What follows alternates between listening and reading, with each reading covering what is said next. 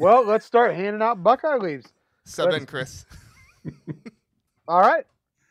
Let's go back to offensive Buckeye Leaves. Corey, let's start with you. Oh boy, Offensive player of the game.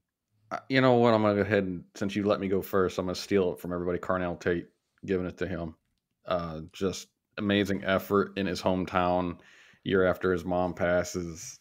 Sentimental pick. Plus, he played a great game, and I hope it's he's quietly putting together a really nice third receiver year. He's got 31 catches for over 400 yards. I think it's a good building block for him to be a starter next year, taking a Mecca spot. So I'm just going Carnell. I'm very, very happy for him. Well, you know, Corey, I think it's great that the announcers mentioned it, and I've said it all year long. Carnell Tate is a wide receiver one on 90% of the teams. Yeah, he is. He really is. JR. Am I the only one that thinks we don't really have like a wide receiver one? Like we have 3 wide receiver ones on this team. We got wide receiver 1A, 1B, and 1C. Yep, Yeah, like fair. for me, it's That's like fair. Yeah. like they all can line up in different spots. They all play different roles. They but can then all take over a game. Yeah. Yeah. For me, like I've heard people talk about that. They're like, "Well, this person's not the wide receiver one." And I'm like, they all seem like wide receiver ones to me. So I don't know how you make the distinction. Yeah. So Carnell Tate for sure. Just to be different, I'll go with Will Howard. I felt like I said, Will Howard just had a amazing day throwing the ball. The deep ball was there. He did a great job of throwing the ball with timing and anticipation, and his receivers were there. He fit a few of those balls right in there where they needed to be. That throw to Jeremiah Smith over the middle that he ran for 68 yards. I mean, he fit it right in there. There was a defender there. But I really saw a lot of zip. I really saw a lot of strength in Will Howard's throws against Northwestern that I didn't really feel like I had seen. And on top of that, it wasn't just the zip and the strength, but it was also just like I felt like his timing is getting better. Yeah, his timing. But what's it called? CJ Stroud was so good at it. Layering the ball. Like I felt like he layered the ball a few times to the players, and that's something I hadn't really seen out of Will Howard yet. So to see that from him in this game gives me a lot more confidence in what he can do. And I'm just gonna say it, guys. He needs to be talked about for the Heisman. I was just gonna ask that. How do you justify him having 2 more touchdowns, less interceptions? Yeah, he's got a few less yards, but he's also played 1 game less than Dylan Gabriel. Yet Gabriel's in the conversation. Will Howard? We have the worst Heisman hype media in Ohio State. I don't get it. We don't hype anybody. CJ Stroud should have won it twice. Yeah, right? Exactly. Nobody wants to talk about the Heisman from Ohio State. Yeah. You know, you're right. You guys both had great picks. I would love to be different. I don't know if I can. I really think Carnell Tate's got to get it. He was just that damn good yesterday. There's no other way to put it.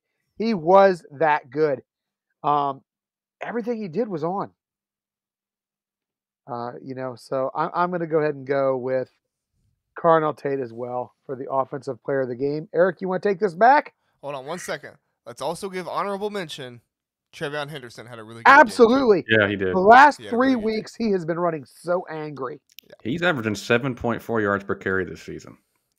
There's something different about the way he's been running since Penn State. He's healthy. Oh, yeah. That's what's different. He's healthy, guys. They're keeping him healthy. They're keeping him healthy. But, I mean, he looks less like the finesse runner we saw the first 2 years and more like Eddie freaking George when he's running the ball. He is running just so angry. Sorry, go ahead. No, Carnell Tate for me as well. It was such a great story. Absolutely. No, you're doing a fine job, Chris. Keep it going, man. Take it over. All right. Well, let's do offensive play of the game. Corey, we'll go back with you again. I mean, Tate's touchdown. How do you not go with that?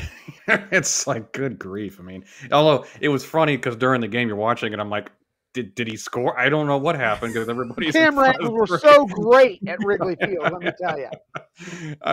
And then they said I had to watch for a touchdown across the ticker. I was like, oh, okay, I guess he scored. Then you see the replay, like, holy crap, I missed that live. Thank you for that. Just one of the best catches of the year, and just body control to get on. Eric talked about it during the live watch. The body control to get his back underneath him so he didn't have the ball there. Amazing catch. and what better time to do it, in front of the home crowd with 25 people or so of his family there watching. And I mean, just, yeah, I don't know any other play I could give it to.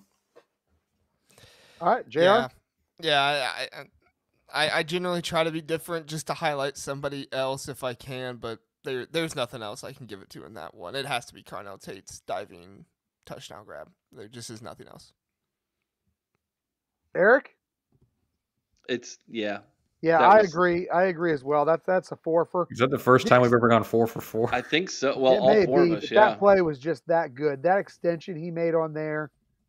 Oh my God, just laying out to get that one. That was amazing. Oh yeah. All right, so defensive player of the game, Corey. Sonny Styles had his best game as a Buckeye. He was incredible. 2 sacks, 6 tackles. He gets better every week. He's triggering faster.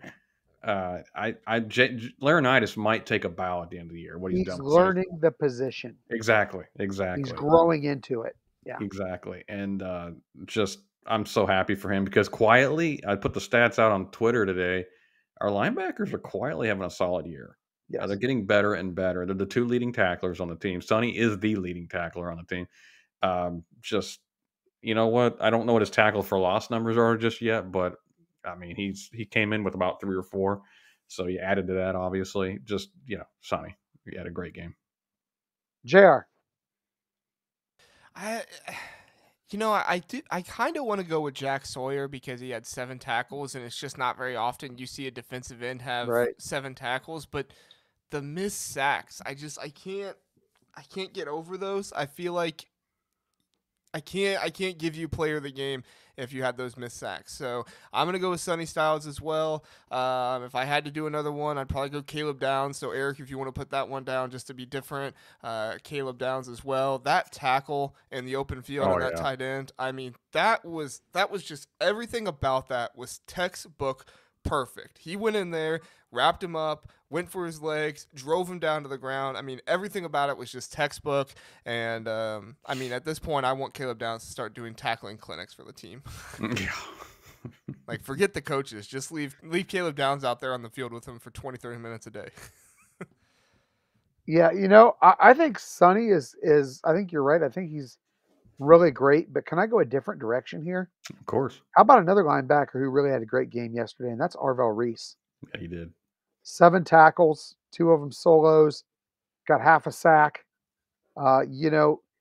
He's quietly really making the push to leave C.J. Hicks in the dust in that linebacker position. Did you guys feel like C.J. Hicks had a good day yesterday? I thought he was okay. Yeah, he when he went on the edge, he seems like he's found his niche. Yeah. They put him on the edge. Yep. That's put me on the edge. He didn't have. He's just not a traditional linebacker. He's just not. And that's okay. If he find a niche, you can be good at it. Yeah, absolutely. But I thought Arvell had a good game, so I'm gonna go with Arvell Reese. Eric? Oh, it's Sonny. Sonny came home with a vengeance. He did. 90s reference. Yeah. Between Carnell Tate and Sonny Styles, that was their day yesterday, right there. All right. Defensive play or hit of the game, Corey? That's a good. You want to go with Caleb's tackle. I know it's a tackle, right? But it's like JR said, so textbook. It was incredible. I'm going to go with Jack Sawyer's knock the ball out and fumble, forced fumble, because it was in a key. It was the first series, I think, for Northwestern. They were driving on us like it was like just going knife through butter, and to stop them, I think, kind of held him at bay a little bit. I'm not saying they would have won, but a game might have been closer if we did, because they looked like they were going in for an easy score on that, and the defense was not playing well at the time. So I think getting that turnover is actually pretty key for the momentum of the game.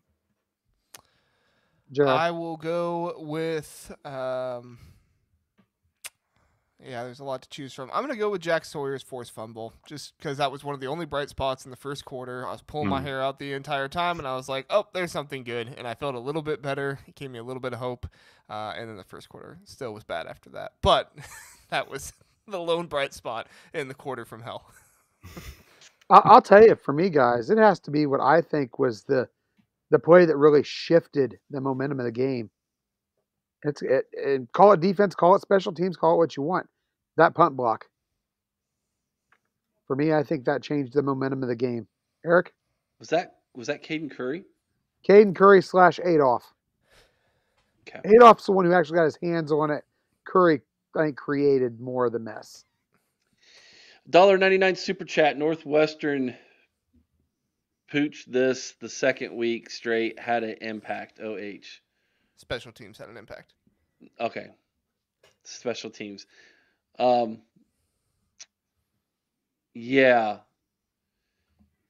they did. And I think that's something Ryan Day has been talking about a lot is increase in getting the special teams where it needs to be.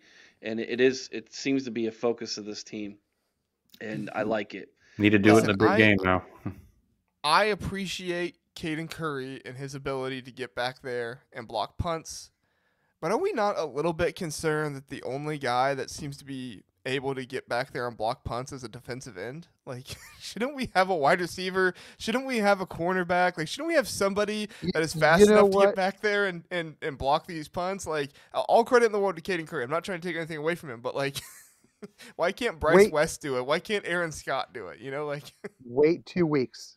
We always have a coming out party versus that team up north. Oh, I hope so. Watch for a wide receiver or defensive back to have a coming out party there. Just I don't saying. think you can count on that though. I mean, if it happens, great, but it's not something that we've seen in the more recent attempts of that game. But I do remember what you're Well, that's because they referencing, knew who to Chris. block. Touche.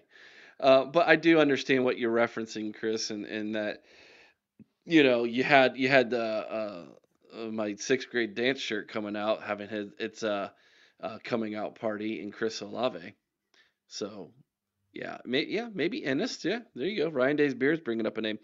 Defensive play of the game for me is very simple. Caleb Downs, his tackle was so good. It's exactly what you teach. It was so fundamentally sound. You put your face mask in the chest of your opponent and you drive him back and you keep driving with your legs. And even though he was practically army crawling at the end of that tackle, it was so perfect. That was my defensive play of the